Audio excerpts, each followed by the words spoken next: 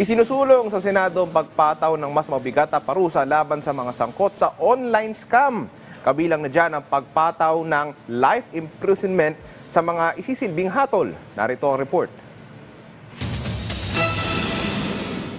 Isinusulong ng mga senador ang dagdag proteksyon para sa mga kababayan natin laban sa mga online scams at iba pang klaseng panluloko. Inisponsoran na sa plenaryo ng Senado ang panukalang Anti-Financial Account Scamming Act o AFASA Bill na Senate Bill number 2560. Ang pinaghihirapan ng ating mga kapwa Pilipino na para sana sa kanilang pang-araw-araw na gastusin ay ninanakaw lamang ng mga scammers.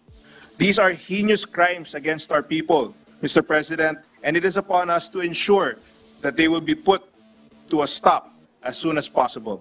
Sa datos ni Senator Mark Villar, noong nakaraang taon sa unang 8 buwan ng 2023, nasa 8,000 Pinoy ang nabiktima umano kung saan aabot sa 155 million pesos ang kabuoang halaga ng nakulimbat ng mga scammer. Papatawan naman ng life imprisonment ang mga mapapatunayang scammer sa ilalim ng AFASA Bill.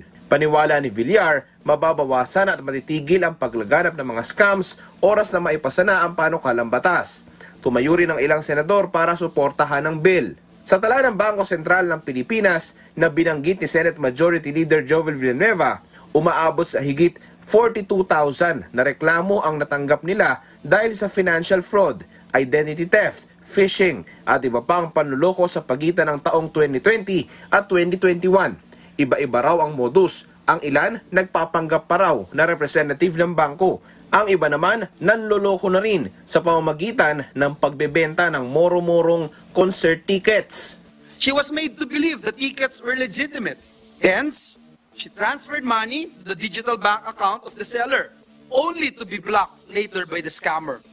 We sought the help of the Bangko Sentral ng Pilipinas and the Destination Bank, but unfortunately, Mr. President, the funds were already moved as soon as they were received. Ayon naman kay Senator Grace Poe, sinimulan na nila ang pagpapaigting ng seguridad ng mga digital transactions sa pamamagitan ng SIM Card Registration Act. Pero hindi ito sapat.